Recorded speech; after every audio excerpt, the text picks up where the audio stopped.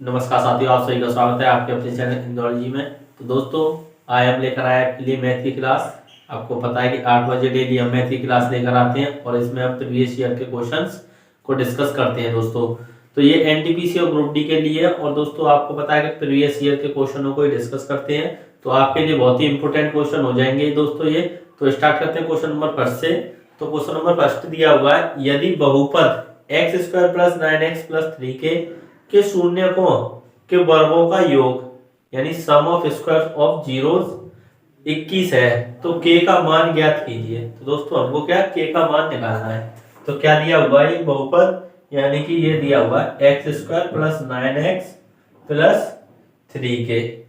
दोस्तों यहाँ पर हमको क्या निकालना है, k की वैल्यू निकालनी है, और इसके जो सम ऑफ स्क्वायर्स है उनका कितना दिया हुआ है दोस्तों, 21 दिया हुआ है। तो हमने अभी कल कराया था आपको क्वेश्चन दोस्तों, जो कल कराए थे उसमें हमने बताया था अल्फा प्लस बीटा, यानी अल्फा और बीटा क्या मान लिए हमने, इसके जो जीरोस है वो मान लिए शून्य है। तो दोस्तों इनके जो सम ऑफ जीरोस निकालेंगे, यानी अल्फा प्लस बीटा बराबर क्या क्या हो जाएगा, माइनस बी अपॉन ए। तो अब यहाँ पर क्या दिया हुआ है, माइनस बी अपॉन ए की वैल्यू देखेंगे तो कितनी आएगी, तो ये कितनी है 9, तो माइनस के 9, और ए की वैल्यू क्या है यहाँ पर 1 है, तो 1। तो यानी अल्फा प्लस बीटा की वैल्यू कितनी आ गई, -9। अब दोस्तों हमने एक चीज और बताई थी कि जो प्रोडक्ट ऑफ जीरो होता है, प्रोडक्ट ऑफ जीरोस यानी क्या हो जाए अल्फा इंटू बीटा, तो क्या होता है वो सी अपॉन ए, और सी की वैल्यू यहाँ पर कितनी है, तो 3k, और a की वैल्यू 1 है, तो प्रोडक्ट क्या आएगा 3k। तो दोस्तों ये दोनों हमने निकाल लिए। अब हमको करना क्या है, इसमें क्या दिया हुआ है कि जो सम ऑफ जीरो दिया हुआ है, सम ऑफ स्क्वायर ऑफ जीरो दिया हुआ है, क्या स्क्वायर ऑफ जीरोस, यानी इनका स्क्वायर और इसका स्क्वायर। दोस्तों अब ये हम कैसे निकालेंगे, तो हम इसका कर देंगे स्क्वायर, किसका, अल्फा प्लस बीटा का होल स्क्वायर बराबर कितना है, -9 का होल स्क्वायर। तो जब दोस्तों इसको हम जब खोलेंगे तो क्या आएगा, alpha square plus beta square plus 2 alpha और बीटा बराबर कितना हो जाएगा 81।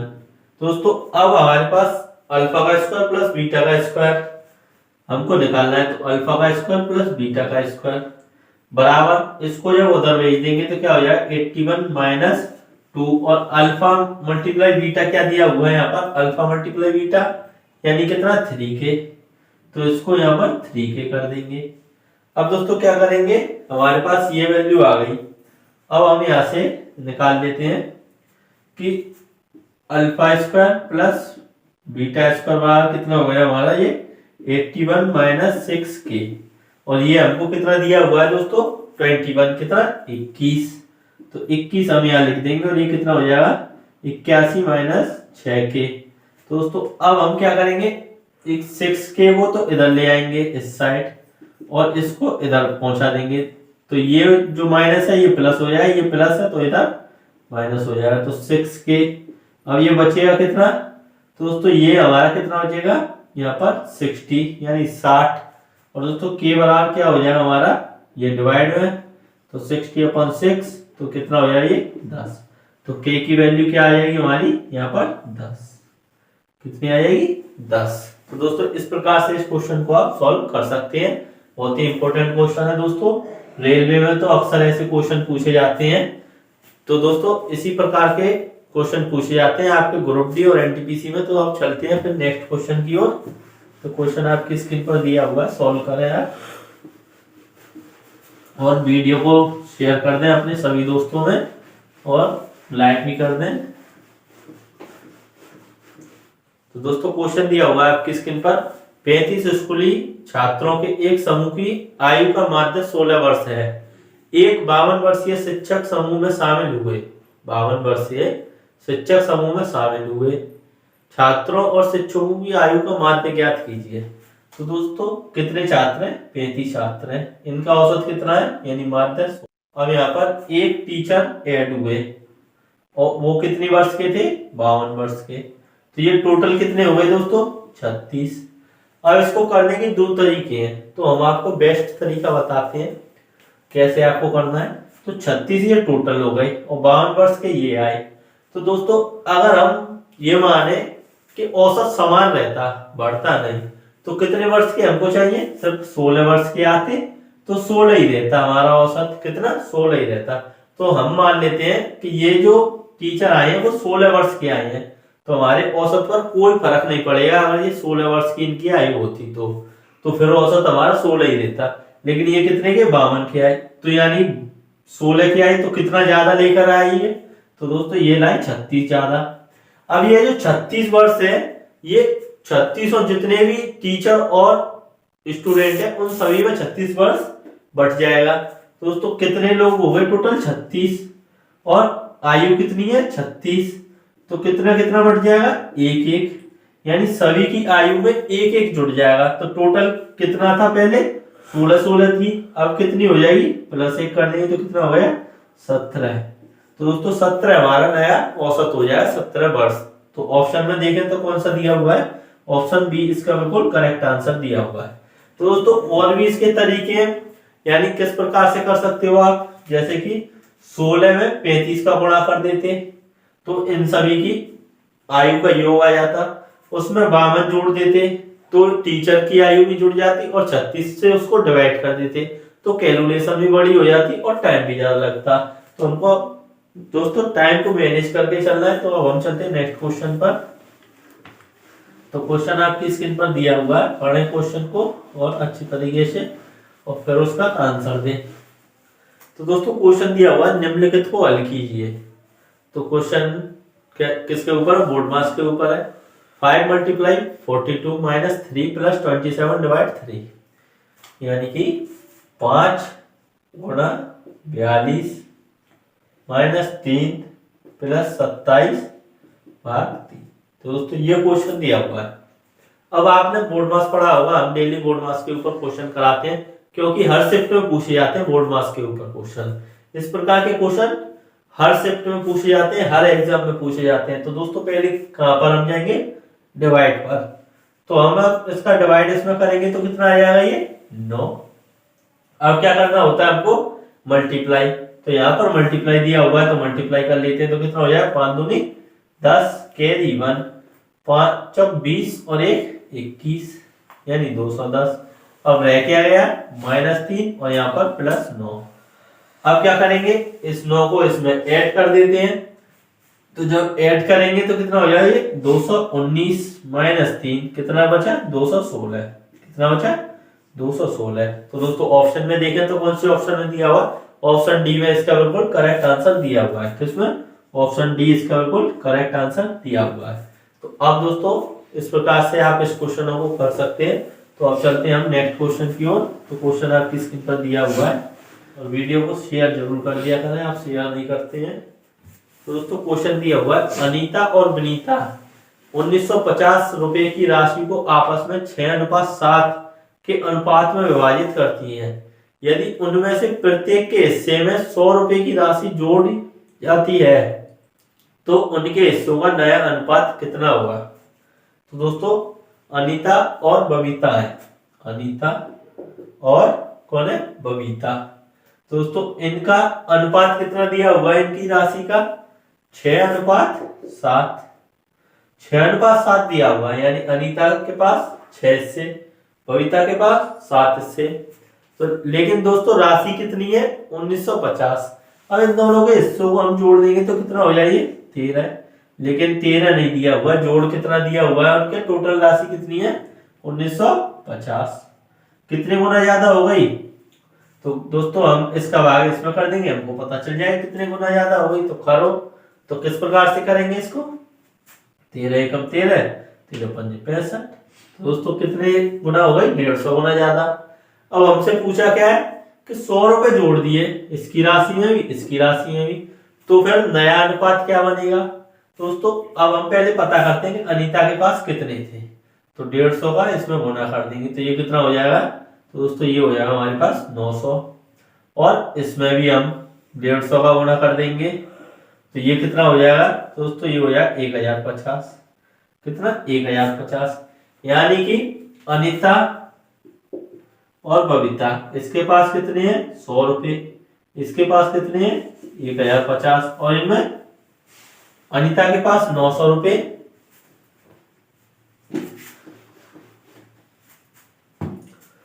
अनीता के पास कितने हैं 900 रुपए, बबीता के पास कितने 1050 रुपए। अब दोस्तों इनमें क्या करा हमने 100 रुपए जोड़ दिए, तो 100 रुपए इसको दिए और 100 रुपए ही इसको दिए, तो ये कितने हो जाएंगे 1000, और ये कितने हो जाएंगे हमारे 1150। अब इनका अनुपात निकाल देते हैं दोस्तों, तो किस प्रकार से निकलेगा, 0 से 0 कैंसिल, अब हम काट देंगे किससे 5 से, तो जब 5 से काटेंगे इसको तो ये हो जाएगा 20 और ये हो जाएगा 23। दोस्तों हमारा नया अनुपात क्या है 20:23, यानी 20:23। तो ऑप्शन को चेक करते हैं, तो किस ऑप्शन में दिखा है हमको ये, तो दोस्तों आप सभी को पता है ऑप्शन सी में, तो ऑप्शन सी इसका बिल्कुल करेक्ट आंसर हो जाएगा। दोस्तों इस प्रकार से आप इन क्वेश्चनों को कर सकते हो और इनको नोट करते हुए चले, बहुत ही इंपॉर्टेंट क्वेश्चन है, जब आप एग्जाम देने जाए तो इनको जरूर लिख कर जाए, सेम यही क्वेश्चन आपको मिलेंगे। तो दोस्तों अब नेक्स्ट क्वेश्चन आपकी स्क्रीन पर दिया हुआ, सॉल्व करें।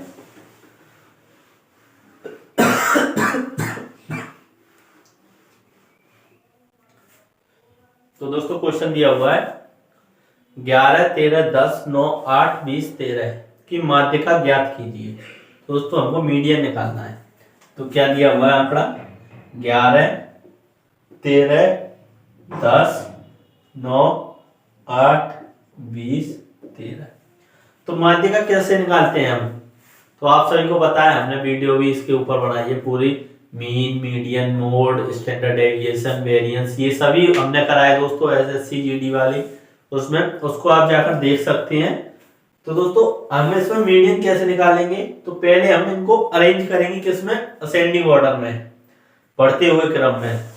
तो अब करते हैं, तो पहले कौन सा आएगा 8, फिर कौन सा आएगा 9, फिर आएगा 10, फिर 11, फिर 13, फिर 13 क्योंकि 13 दो बार है, फिर कौन सा आएगा 20।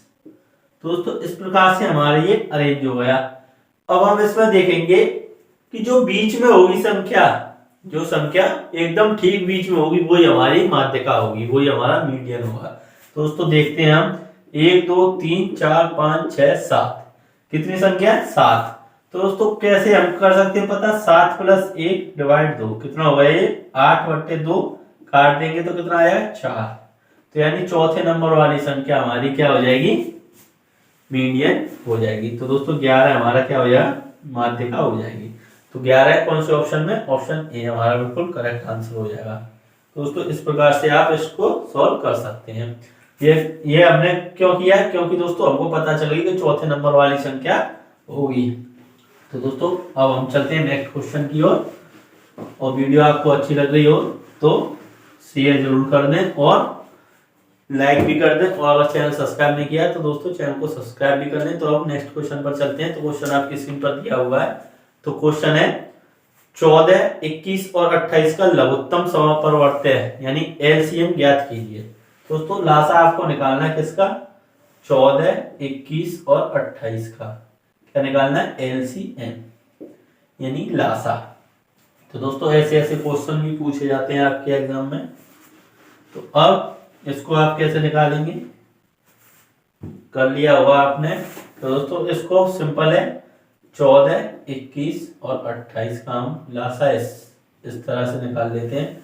2 का भाग देंगे 7, ये 21 और ये 14 बार कट गया। अब फिर 2 से देते हैं तो 7 बार, ये 21 यूं की यूं और ये 7।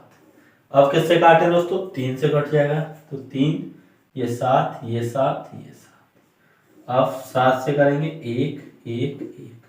दोस्तों कब तक हम ऐसे ही काटते रहते हैं, जब तक नीचे सभी संख्याएं 1, 1 ना हो जाए।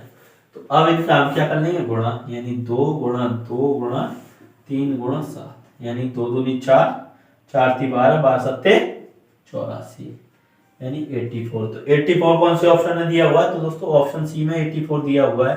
तो ये बिल्कुल करेक्ट आंसर हो जाएगा, यानी ऑप्शन सी। तो दोस्तों इतना सिंपल क्वेश्चन भी पूछे जाते हैं। तो अब हम चलते हैं नेक्स्ट क्वेश्चन की ओर। तो दोस्तों क्वेश्चन दिया हुआ है आपकी स्क्रीन पर, रामसागर और भगतराम 10:13 के अनुपात में निवेश करके एक साझेदारी करते हैं।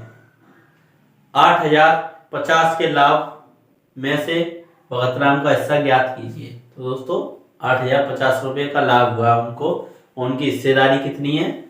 जो राम सागर है उनकी 10 और भगत राम की 13।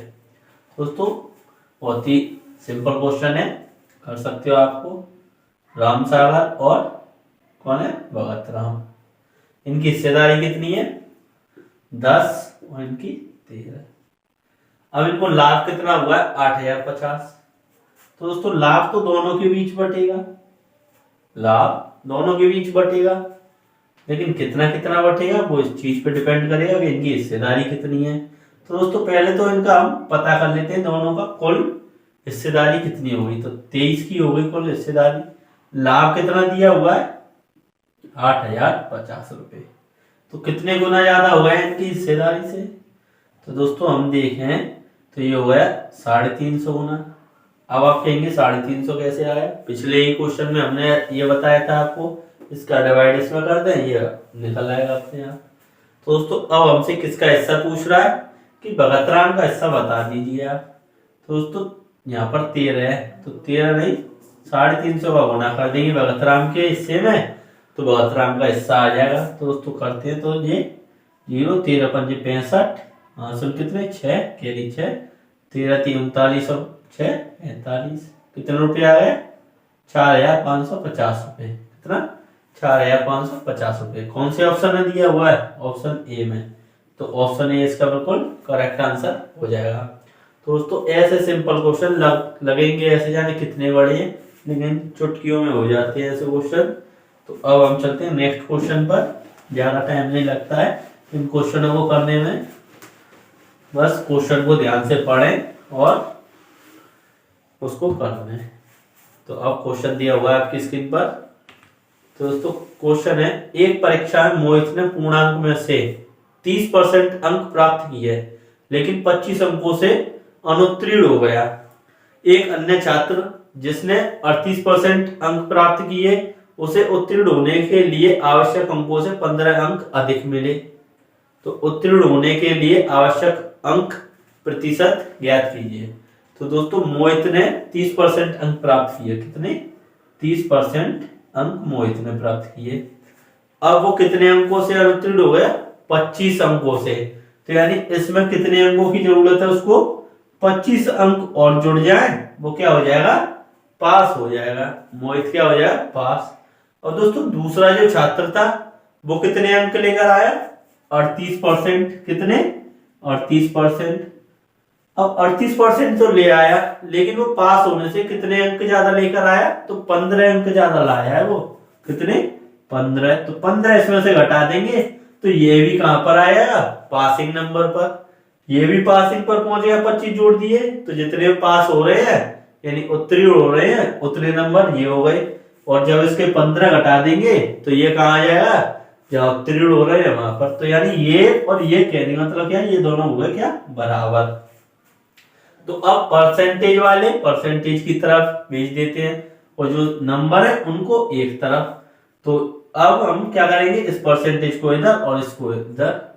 तो 25 ये कहाँ है? माइनस का, तो यहाँ पर ये प्लस का हो जाएगा, और ये यहाँ पर यही रहेगा, और ये इधर चला जाएगा, माइनस हो जाएगा।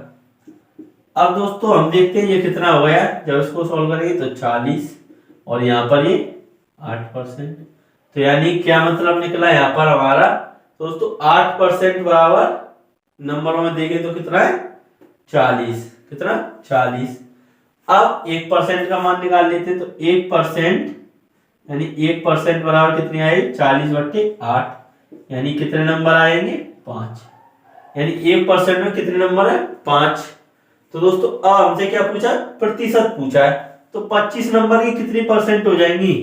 तो दोस्तों 25 नंबर की, यानी 25 इसको बना देंगे तो 5 का इसमें गुणा कर देते हैं, तो 5 का इसमें भी करना होगा, तो कितने हो जाएंगे? 5% बराबर 25 नंबर। जब 1% 5 नंबर के बराबर है, तो 25 नंबर कितने परसेंट हो जाएंगे? 5% हो जाएंगे कि नहीं? तो दोस्तों अब हम क्या करेंगे?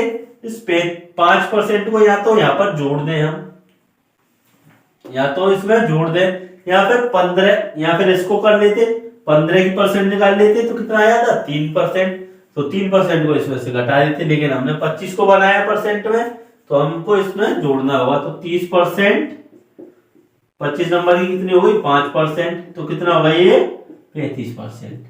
कितने पर पास हो रहे हैं 35% में। तो ऑप्शन में कहीं दिया हुआ है, हाँ दिया हुआ है। कौन से में? ऑप्शन सी में। कौन से में दिया हुआ है? ऑप्शन सी में। दोस्तों इस प्रकार से इस क्वेश्चन को आप सॉल्व कर सकते हैं, बहुत ही अच्छा क्वेश्चन है ये। और दोस्तों आप इधर रखना चाहते तो इधर भी हो जाता, पर हमको यहाँ पर 15 को परसेंटेज में चेंज करना होता। 15 का कितना परसेंट हो जाता? 3%। तो 3 इसमें से घटा देते तो कितना आ जाता? 35। ये भी 35% हो जाता। तो दोस्तों इस प्रकार से इन क्वेश्चनों को आप सॉल्व कर सकते हैं। तो नोट भी कर ले जरूर इन सभी क्वेश्चनों को, बहुत ही इंपॉर्टेंट क्वेश्चन है दोस्तों। और अब हम चलते हैं नेक्स्ट क्वेश्चन की ओर। तो दोस्तों क्वेश्चन दिया हुआ यदि sin थीटा -3, तो दोस्तों क्वेश्चन दिया हुआ यदि sin थीटा -√3 cos थीटा बराबर 0। थीटा एक न्यून कोण है दोस्तों, क्या है? एक एक्यूट एंगल है। तो sin square theta minus cos square theta का मान ज्ञात कीजिए। तो क्या निकालना है हमको? sin square theta minus cos square theta. दोस्तों दिया क्या हुआ हमको? sin थीटा -√3 cos थीटा बराबर 0। अब हम क्या करेंगे? sin थीटा बराबर इसको इधर पहुंचा देते हैं √3 cos थीटा। अब इस cos थीटा को इधर ले आएंगे तो ये क्या हो जाएगा? sin theta upon cos theta बराबर √3। तो ये क्या हो गया? tan theta. आप सभी को पता होगा कि sin theta upon cos theta क्या होता है? tan थीटा बराबर √3। और tan थीटा √3 कब होता है? जब थीटा की वैल्यू कितनी हो? 60 डिग्री। कितनी? 60 डिग्री। आप सभी को पता होगी कि थीटा की वैल्यू 60 डिग्री कब होती है? जब थीटा की वैल्यू 60 डिग्री हो tan में, तो क्या हो जाता है? √3 हो जाता है। तो दोस्तों अब हम 60 डिग्री किस में रख देंगे? जो हमसे पूछा, क्या पूछा? sin square theta minus cos square theta. तो यहाँ पर हम 60 रख देंगे। तो क्या हो जाएगा ये? यानी sin 60 का स्क्वायर माइनस cos 60 का स्क्वायर। तो दोस्तों sin 60 क्या होता है हमारा? तो sin 60 होता है √3/2 का स्क्वायर माइनस cos 60 1/2 का स्क्वायर। तो दोस्तों इसको जब हम सॉल्व करेंगे तो ये क्या आ जाएगा हमारा? तो ये हो जाएगा हमारा 3/4 माइनस 1/4। तो जब इसको सॉल्व करेंगे तो ये हो जाएगा 2/4, यानी कि कितना आ गया? 1/2। क्या आ गया? 1/2। दोस्तों कौन से ऑप्शन में दिया हुआ है? ऑप्शन ए में। ऑप्शन ए में दिया हुआ है, तो आपका बिल्कुल करेक्ट आंसर हो जाएगा दोस्तों ये। तो इस प्रकार के क्वेश्चन पूछे जाते हैं। और दोस्तों अब इस वीडियो को करते हैं हम यहीं पर समाप्त। तो आपको वीडियो कैसी लगी कमेंट करके बताएं, और वीडियो को अपने सभी दोस्तों में शेयर जरूर कर दें, और वीडियो को लाइक भी कर दें, और एक अच्छा सा कमेंट करें। Thank you, all the best.